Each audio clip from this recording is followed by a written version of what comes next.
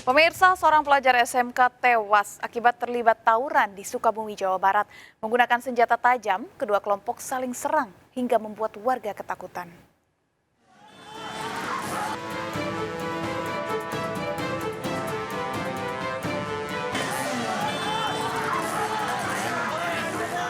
Dua kelompok pelajar sekolah menengah kejuruan dari Kota Bogor terlibat tawuran di Jalan Siliwangi, Cicurug, Kabupaten Sukabumi, Jawa Barat.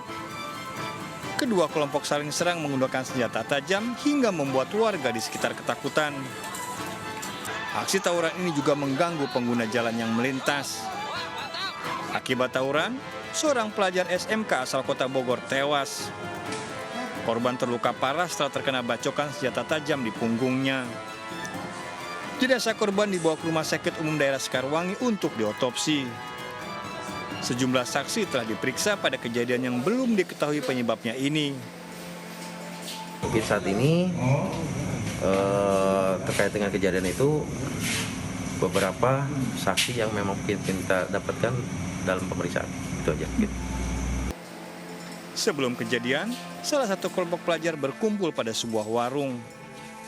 Kumpul di warung, nggak tahu ada janjian atau enggak. Setelah jam 3 kurang lewat jam 3 baru pada pergi dari warung, nggak taunya lagi pada janjian di Pokari. Dan alhasil lah seperti itu, ada korban. Kasusnya ditangani Polsek Cicurug. Dari Kabupaten Sukabumi, Jawa Barat, Budi Setiawan melaporkan. Pemirsa, baru sebulan menikah, seorang wanita muda di Cianjur, Jawa Barat tewas disiram air keras oleh suaminya warga negara asing asal Timur Tengah. Nyawa korban tak bisa diselamatkan akibat luka bakar di wajah. Korban sempat diikat dan dibekap pelaku.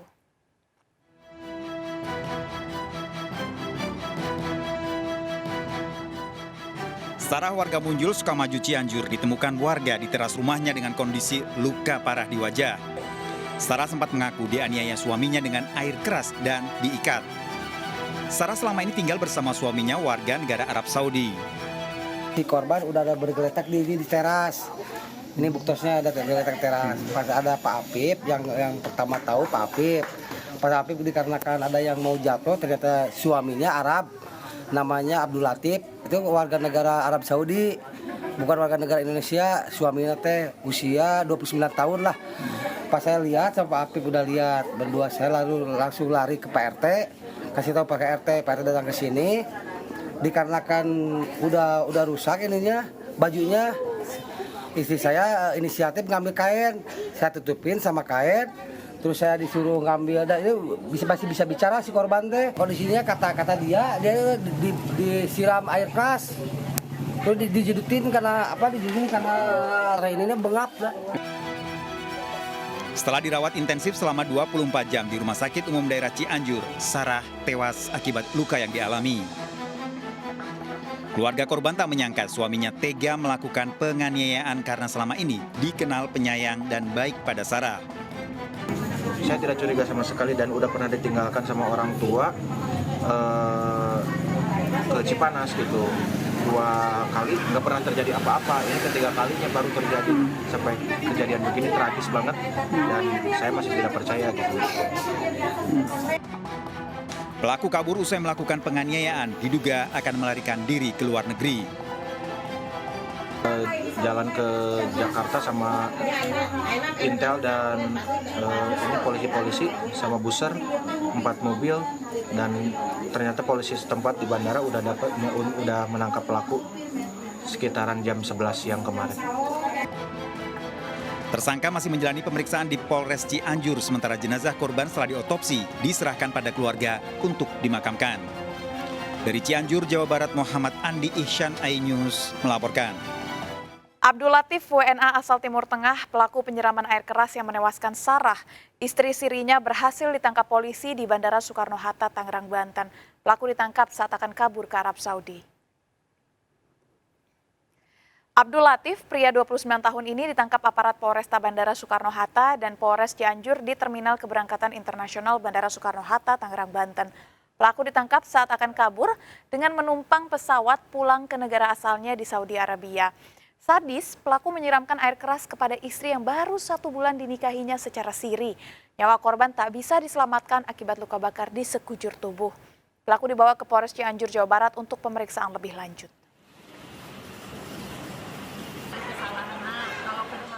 Pemirsa, pria WNA yang tega menyiramkan air keras hingga menewaskan istrinya di Cianjur, Jawa Barat dipicu cemburu dan sakit hati. Pelaku menduga korban berselingkuh dengan pria lain.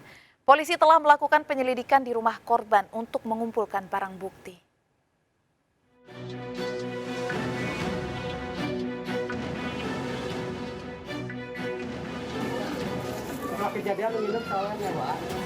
Polisi melakukan penyelidikan dan memasang garis polisi di rumah Sarah di Desa Munjul, Sukamaju, Cianjur.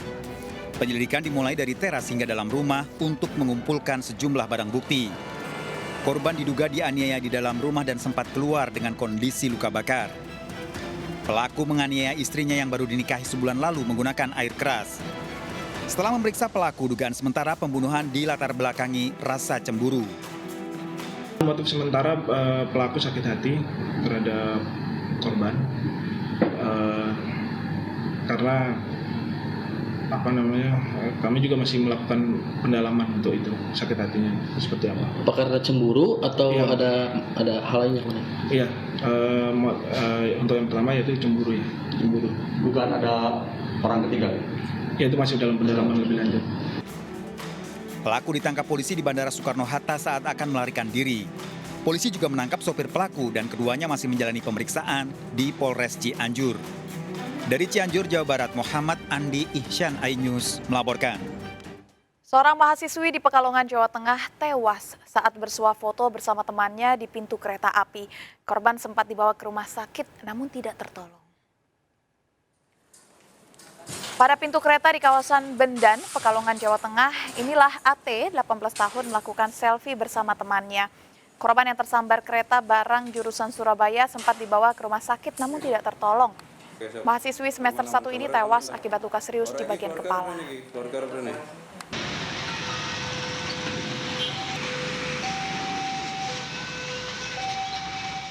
Pemirsa, 3 orang tewas dibunuh oleh seorang dukun pengganda uang di Magelang, Jawa Tengah karena terjerat hutang. Pelaku meracuni korban untuk menguasai uang mahar. Terungkapnya pembunuhan setelah 2 pedagang sayur ditemukan tewas di dalam mobil.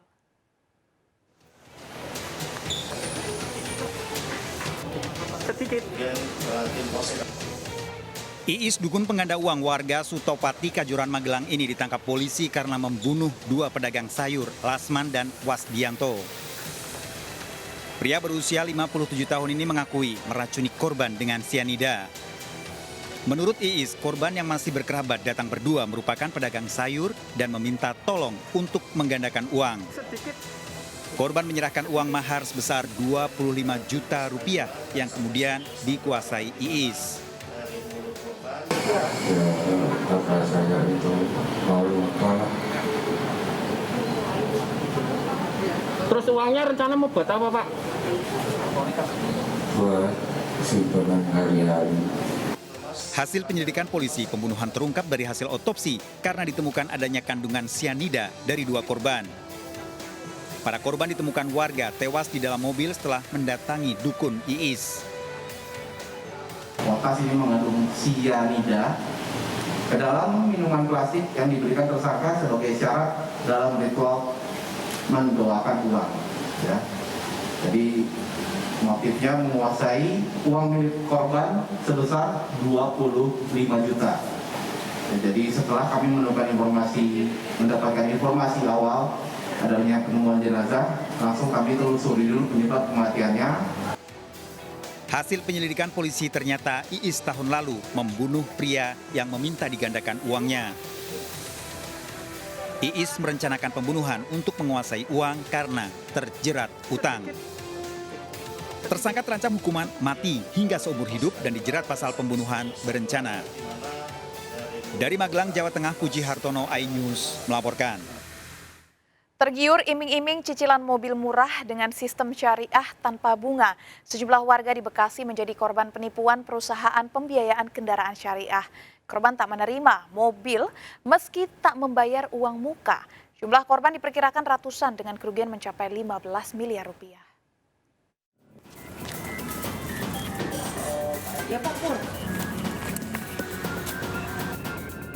Sejumlah warga mendatangi Mapolres Metro Bekasi Kota untuk melaporkan kasus dugaan penipuan yang dilakukan sebuah perusahaan pembiayaan kendaraan kredit. Para korban membawa bukti transfer uang muka kredit mobil serta surat perjanjian akad kredit. Korban tergiur karena perusahaan pembiayaan kendaraan menjanjikan kredit mobil cicilan murah dengan sistem syariah tanpa riba atau bunga. Namun tak disangka setelah uang muka dibayarkan, korban hingga kini belum menerima unit kendaraan. Bahkan ada yang telah membayar uang muka lebih dari 1 tahun lalu. Modusnya untuk yang banyak kena belakangan ini ya Pak ya, itu dia tuh cicilannya murah di bawah konven. Kalau DP nggak murah, karena kalau DP syariah kan pasti tinggi ya Pak. Tapi cicilannya, jadi jatuhnya itu dia ngambil profitnya tuh nggak banyak gitu. Cuma ternyata kan dari September tahun lalu sampai sekarang, tapi bilangnya apa? Terus kalau misalnya uang DP kita itu kan sebenarnya nggak boleh diotak-atik Pak. Tapi mereka pakai, bilangnya mismanagement sampai bermiliar-miliar. Saya kebetulan teman saya sendiri Pak, sudah ada Pak yang mengajukan, terus mobilnya turun. Ya mungkin itu pada saat itu sebagai pemanisnya kali ya. Karena setelah dari situ, dari kami itu yang sekian 100 orang tuh sama sekali nggak ada yang turun Pak. Untuk Bapak sendiri kerugiannya berapa? Saya 130 juta, tapi saya sudah kembali alhamdulillah sekitar 30-an juta Pak. Diduga jumlah korban penipuan mencapai ratusan orang dengan total kerugian mencapai 15 miliar rupiah. Korban berharap polisi bisa membongkar kasus penipuan ini dan mengembalikan uangnya. Dari Bekasi, Jawa Barat, Rahmat Hidayat, iNews melaporkan.